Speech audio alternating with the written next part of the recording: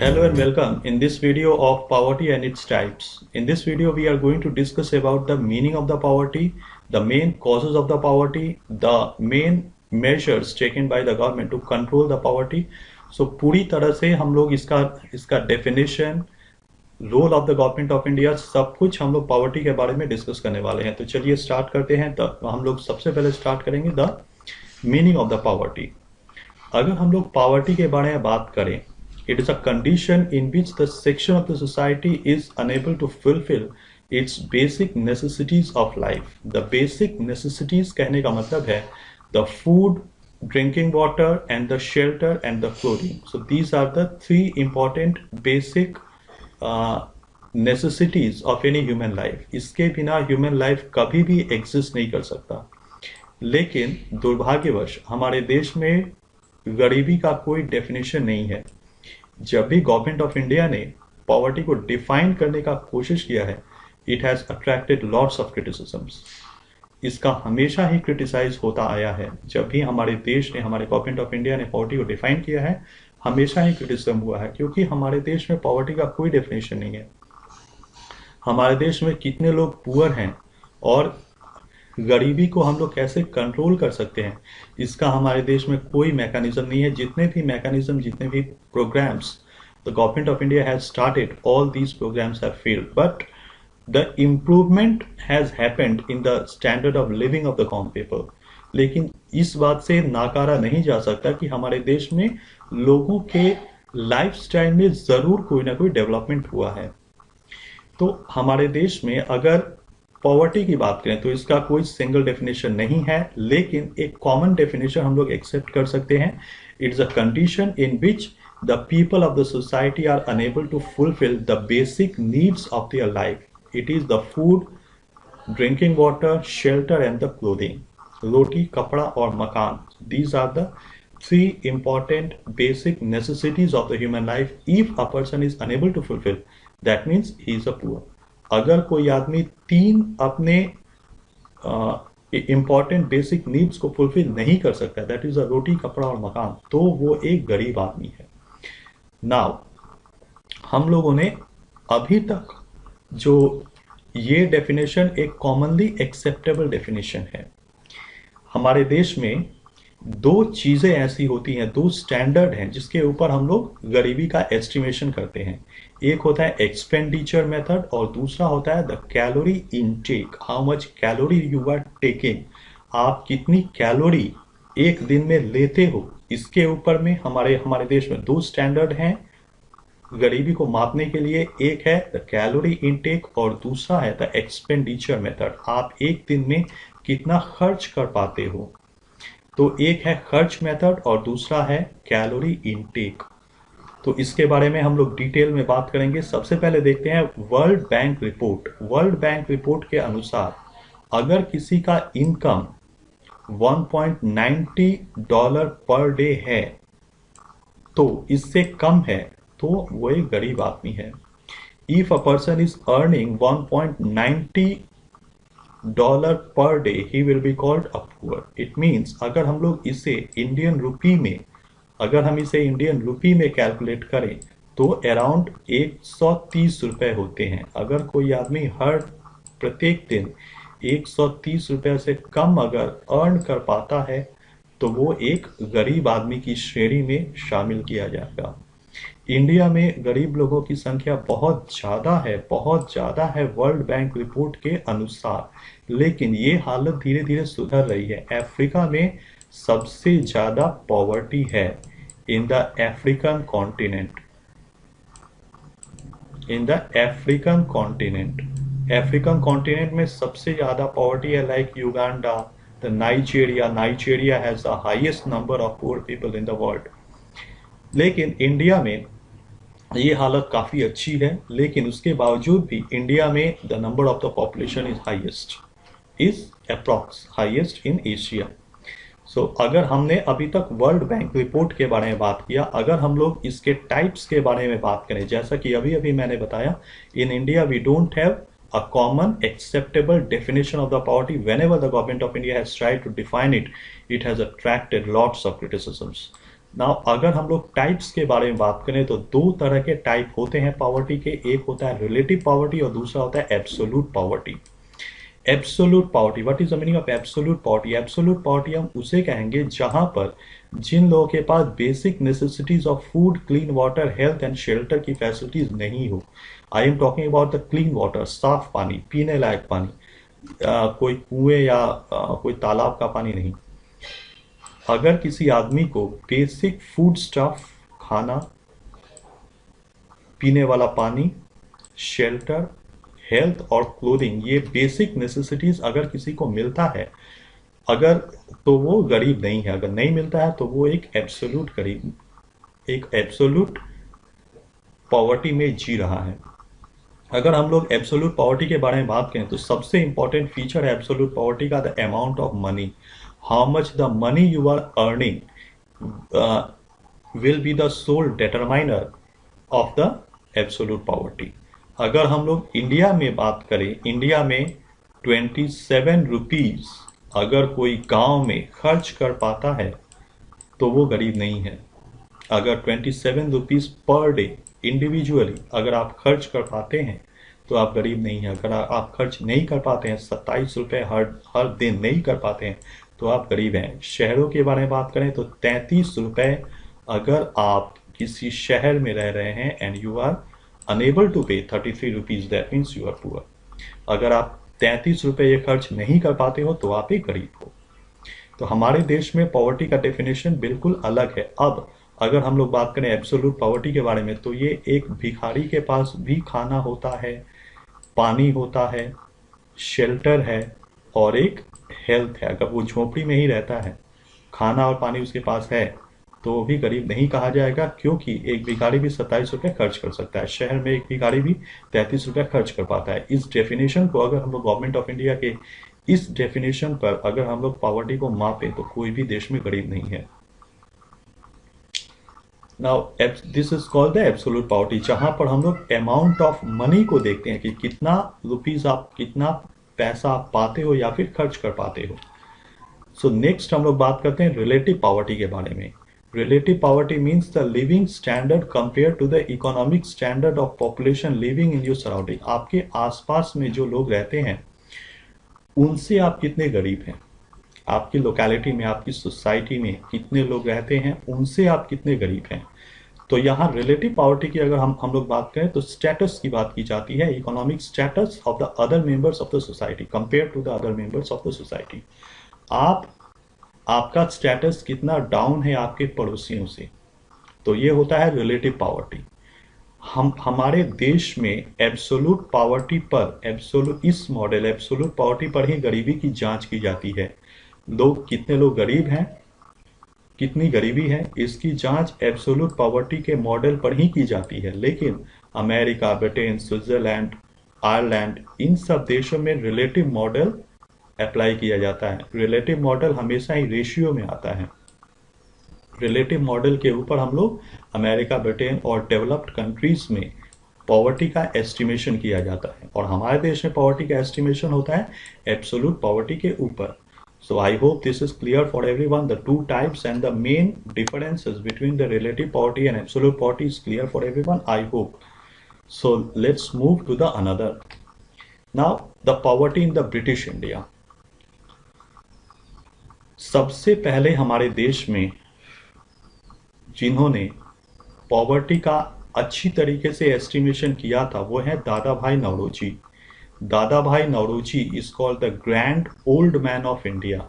इन्हें grand old man कहा जाता है। He is Parsi, he was Parsi by his religion and he was the first person to be elected in the House of Commons in Great Britain.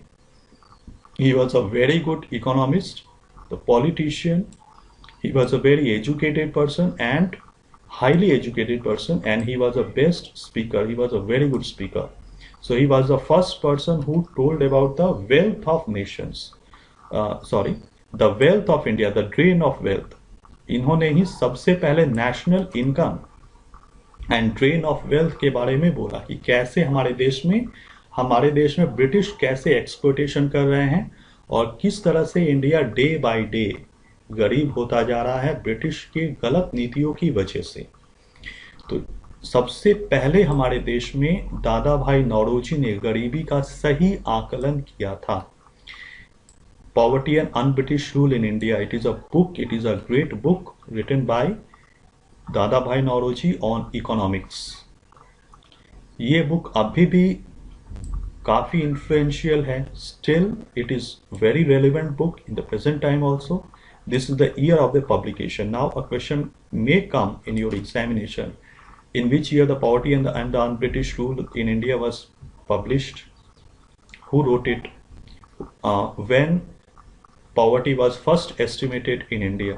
ये सारे questions basic questions हैं जो कि exam में पूछे जाते हैं। उन्होंने जो poverty formulate किया था वो था 35 rupees per day, 16 rupees in the rural India and the 35 rupees in the urban area। अभी भी अगर हम लोग बात करें तो उसके आसपास ही है जो अभी हम लोग पॉवर्टी का एस्टिमेशन करते हैं। 1867 1868 प्राइसेस, ये आज के प्राइसेस नहीं है।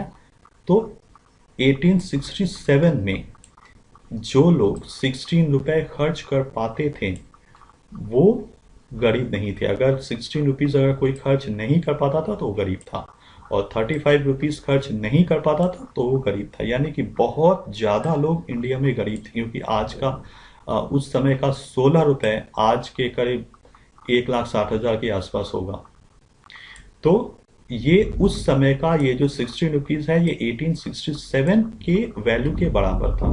1867 का वैल्यू मैं बोलता हूँ।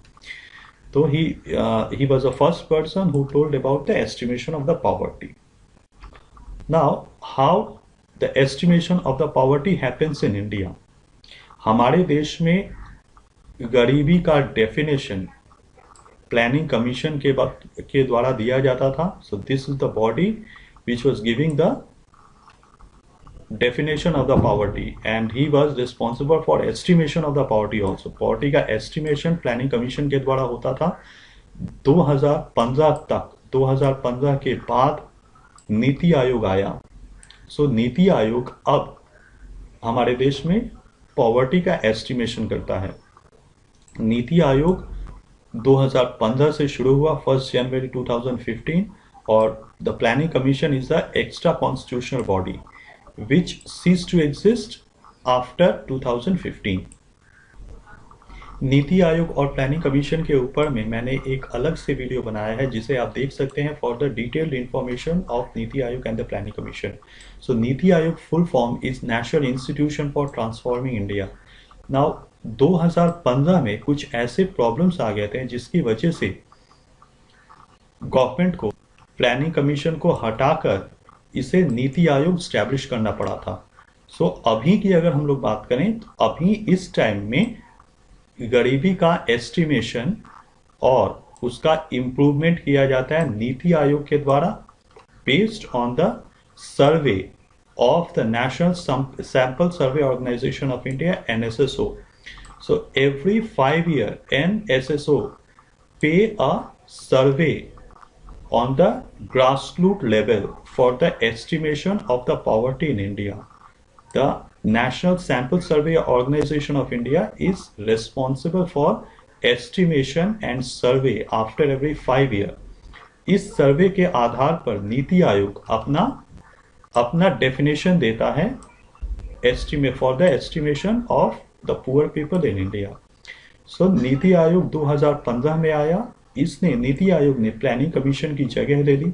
इसके पहले नीति आयोग के आने के पहले हमारे देश में प्लानिंग कमीशन ही गरीबी का एस्टिमेशन करता था और गरीबी हटाने के लिए अलग अलग स्कीम्स निकालता था। So I hope this is clear for everyone. हम लोग नेक्स्ट आते हैं the methods of the poverty estimation. कौन कौन से ऐसे उपाय हैं जिसके ऊपर में हम लोग पॉवर्टी को एस्टिमेट कर पाए, क्योंकि हमारे देश में कितने गरीब हैं और हमारे देश में गरीबी कितनी है। अगर इसका एस्टिमेशन अगर हम लोग नहीं कर पाते, इसका आकलन अगर हम लोग नहीं कर पाते हैं तो हम लोग गरीबी से लड़ नहीं सकते। सो गरीबी से लड़ने के लिए सबसे पहला उपाय है वो है गरीबी का एस्टिमेशन करना और हमारे देश में गरीब कितने हैं इसका एस्टिमेशन करना। सो जैसे कि मैंने शुरू में बताया था, वीडियो के शुरू में बताया था कि there are two main methods of the poverty estimation in India. First is called the calorie intake and another one is called the daily expenditure. So calorie intake यानी कि आप कितना खाना ले पाते हो एक दिन में। अगर आप शहर में रह रहे हो तो 2100 calorie per day.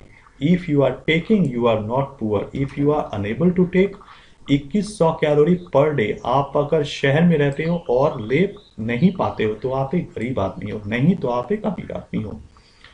Now 2400 calorie per day in the rural India, अगर आप गांव में रह रहे हो और 2400 कैलोरी अगर आप नहीं ले पाते हो तो आप एक गरीब आदमी हो। एक गरीब आदमी इतनी कैलोरी नहीं ले पाता है तो वो एक गरीब आदमी है। तो ये हुआ कैलोरी इनटेक के बारे में।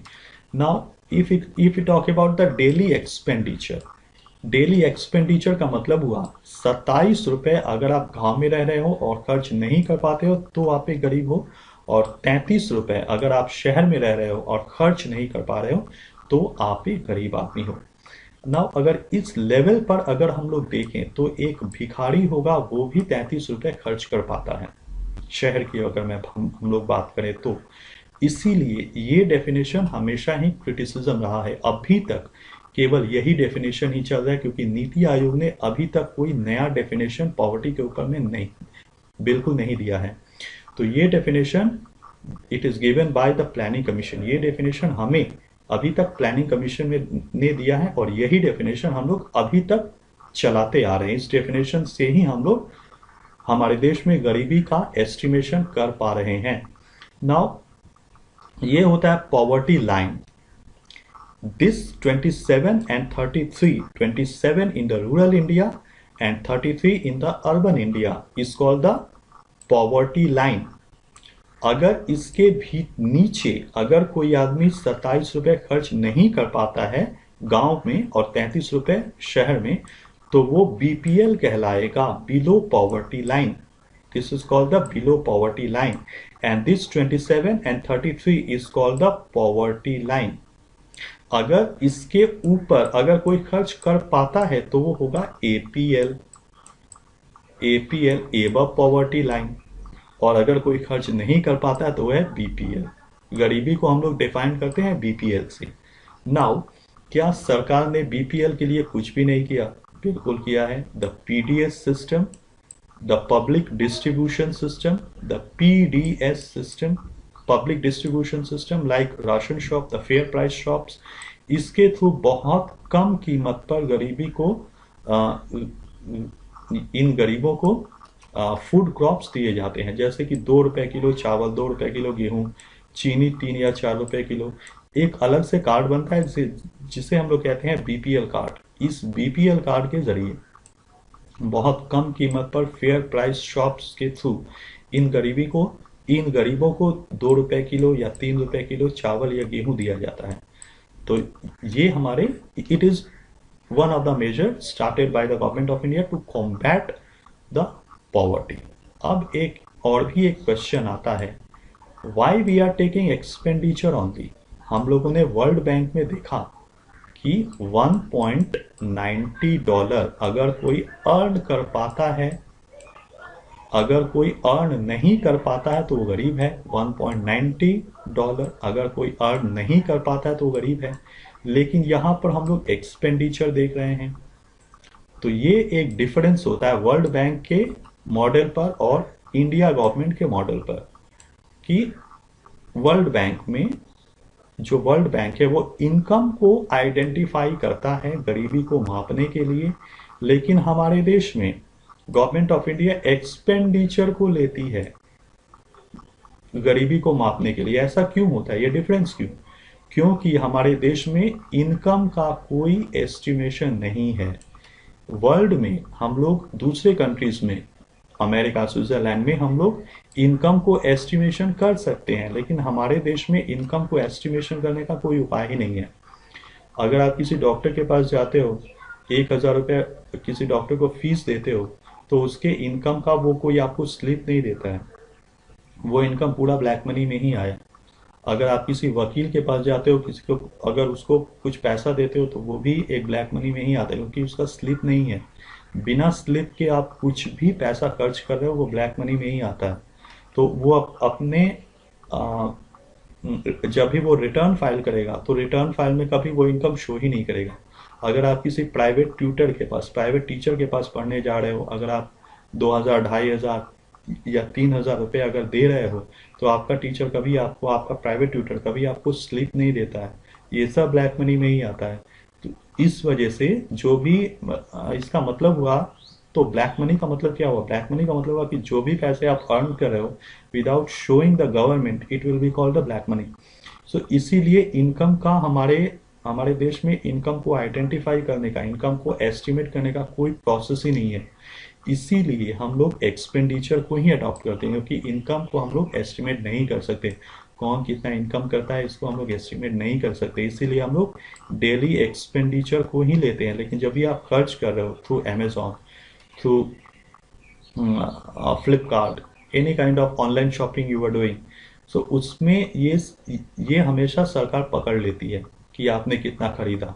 अगर आप एक कार खरीद रहे हो तो वो the government of India will be able to catch it. वो गवर्नमेंट को तुरंत ही पता चल जाएगा। अगर आप एक कोई घर खरीद रहे हो, कोई कार या कोई बाइक खरीद रहे हो, तो गवर्नमेंट ऑफ इंडिया को ऑटोमेटिक पता चल जाता है, लेकिन इनकम पता नहीं चल पाता। इसीलिए हमारे देश में एक्सपेंडिचर को ही लिया जाता है income for the estimation of the poverty, not the income. Expenditure को ही हमारे देश में आइडेंटिफाई किया जाता है as an indicator of the poverty. दूसरा होता है calorie intake. So I hope that this is clear for everyone. This concept is clear. These are the basic things which you must know. So what are the method of the poverty estimation in India? Two methods are there. That is the calorie intake and the daily expenditure. So I hope these two things are clear for everyone. Now let's move. Now we will discuss some of the important terms. Now कुछ बातों को हम लोग देख रहे हैं जो कि पॉवर्टी से जुड़े हुए हैं। जैसे मैंने अभी मैंने बोला पॉवर्टी लाइन, जैसे 27 and 33 rupees, it is called the poverty line. ये हमारे देश में पॉवर्टी लाइन है। नाउ पॉवर्टी लाइन बास्केट्स, कुछ ऐसे कमोडिटीज हैं जिसे पॉवर्टी लाइन बास्केट में इंक्लूड किया जाता है, और इसे देखा जाता है कि गरीबी कितनी है हमारे देश में और कितने गरीबी रेखा के नीचे आते हैं। इनमें राइस, व्हीट, घी, बटर, मिल्क, ये सारी चीज़ें इंक्लूड की जाती हैं, जो कि चेंज भी होती हैं time to time, from time to time. So ये होता है पॉवर्टी लाइन बास्केट। इस ऊपर में हम लोग गरीबी का आकलन करते हैं और गरीबों के बारे में एस्टिमेशन लेते हैं। तो अभी कुछ देर पहले मैंने जो बताया वो है पॉवर्टी लाइन। इसके नीचे जो लोग आते हैं वो लोग, उन लोग को कहते हैं बीपीएल। इसके ऊपर जो आते हैं उन्हें कहते हैं एपीएल। नाउ पॉवर्टी रेशियो और the head count ratio. Head count ratio हमेशा ये होता है, it is a unit for estimation of poverty in India. जब भी आप पॉवर्टी को एस्टिमेट कर रहे हो तो ये हेड काउंट रेशियो में ही एस्टिमेट किया जाता है। It is a minimum unit for the measurement of the poverty. गरीबी का आकलन हमेशा हेड काउंट रेशियो में ही किया जाता है। नाउ इसका क्या फॉर्मूला है? The total population divided by the number of poor people multiplied by 100। ये होता है formula. It is a basic formula for the estimation of the poverty. गरीबी को मापने के लिए, गरीबों को मापने के लिए हेड काउंट रेशियो यूज किया जाता है। Now head count ratio means the total population divided by the number of the people living below poverty line। APL लोगों की संख्या multiplied by 100। So ये फॉर्मूला होता है, तो आपका हेड काउंट रेशियो आ जाएगा। Head count ratio you can also do it on the society basis। एक राज्य के ऊपर में से हो सकता है, एक समाज के ऊपर में हो सकता है, या पूरे देश के ऊपर में भी हेड काउंट रेशियो हो सकता है जिसका आप आकलन करना चाहें।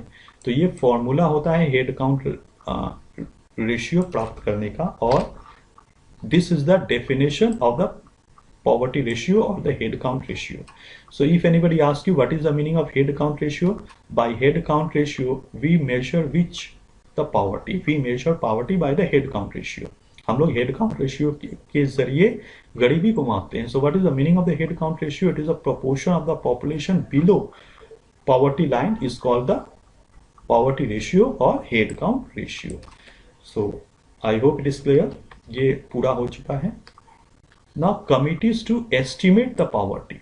कौन कौन से ऐसे कमिटीज हैं जो आजादी के बाद गरीबी को मापने के लिए बनाए गए हैं? इसमें बहुत सारे कमिटीज आते हैं। मैं सबसे इंपॉर्टेंट कमिटीज के बारे में इस वीडियो में बात करूंगा। सो सबसे पहले आता है अलग कमिटी, स्टैब्लिश्ड इन 1979। मिनिमम इसी अलग कमिटी के रिकमेंडेशन के अनुसार ही 2400 कैलोरी और 2100 कैलोरी की बात की गई, क्योंकि आप कितना खाना खाते हैं ये एक बहुत इंपॉर्टेंट होता है, because this is the basic necessity of human life, the food intake, how much food you are intaking, how much food you are eating, it is a basic necessity. So इसके ऊपर में अलग committee ने poverty को मापा। उसके बाद आता है Lokhandwala committee. According to the survey of the Lokhandwala committee, this is the proper one. The calorie intake सबसे सबसे सुटेबल है। इसके बाद आया तेंदुलकर कमिटी 2009 में। इसने गरीबी को सबसे पहले डिफाइन किया, इंट्रोड्यूस किया the poverty line basket. The poverty line basket इसी ने सबसे पहले इंट्रोड्यूस किया, जिसमें इंक्लूड किया गया food, clothing, rent, convenience and the entertainment. इस 4 चीजों को सबसे पहले इंक्लूड किया तेंदुलकर कमिटी ने और इसे ही नाम दिया गया पॉवर्टी लाइन बास्केट। उसके बाद धीरे धीरे कुछ और चीजों को भी इंक्लूड करना शुरू किया गया।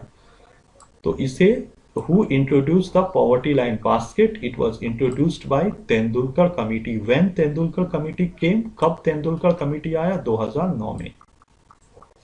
नाउ इसके बाद नेक्स्ट आता है रंगराजन कमिटी, जो सबसे ज्यादा इसे क्रिटिसाइज किया गया था। Rangarajan committee, this came under Manmohan Singh government. जब मनमोहन सिंह देश के प्रधानमंत्री हुआ करते थे तब रंगराजन कमिटी आया। रंगराजन कमिटी ने 32 रुपए और 47 रुपए, सबसे पहले इन्होंने बोला था 27 रुपए in rural area and 33 rupees in the urban India. लेकिन क्रिटिसिज्म के बाद इसे बढ़ा दिया गया। इसे बढ़ा के 32 रुपए कर दिए गए और 33 रुपए को बढ़ा करके 47 रुपए कर दिया गया। सो अभी का यही मॉडल चल रहा है, 32 रुपए और 47 रुपए। तो I hope it is clear. आशा करता हूं कि यह आपको क्लियर हो गया है। नेक्स्ट हम लोग आते हैं द आरबीआई रिपोर्ट ऑन 2012। 2012 में आरबीआई के रिपोर्ट के अनुसार states having the least poverty, सबसे कम जहां गरीबी है वो है गोवा। गोवा को हम लोग कह सकते हैं देश का सबसे अमीर राज्य। यहां पर पॉवर्टी है 5.09%।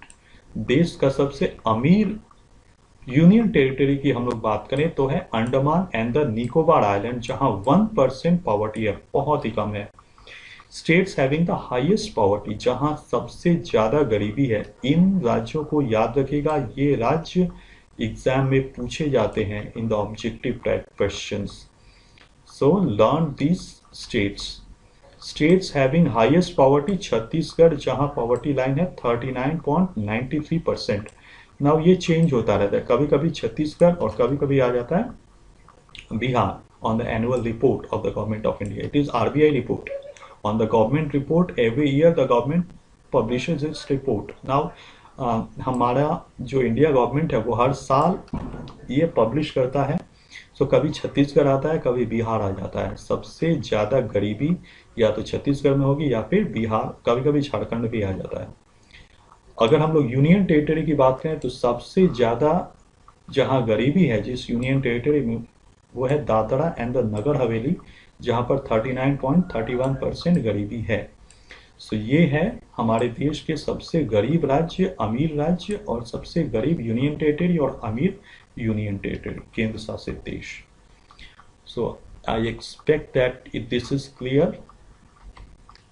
नाउ हमारे देश में आज के टाइम में मल्टी डायमेंशनल पॉवर्टी इंडेक्स के बारे में बात की जाती है। मल्टी डायमेंशनल पॉवर्टी इंडेक्स, जिसमें इन दो मेथड के अलावा कुछ नया मेथड इंक्लूड किया गया है। ये आया था 2011 में by Oxford University researchers Sabina Alkire and James Foster. ये दो इकोनॉमिस्ट हैं जिन्होंने मल्टी डायमेंशनल पॉवर्टी इंडेक्स के बारे में बोला। 2011 में ये आया था। तो ये हैं Sabina Alkire and this is James Foster. He told about the multi-dimensional poverty index. In multi-dimensional poverty index, there are 10 indicators which are nutrition, child mortality, years of schooling, the school attendance, the ownership of assets, the access of proper house, electricity, drinking, sanitation and the clean cooking fuel. हम लोग अपने next video में multi dimensional poverty index को continue करेंगे। So keep watching the next video. Thank you for watching the full video. Thank you.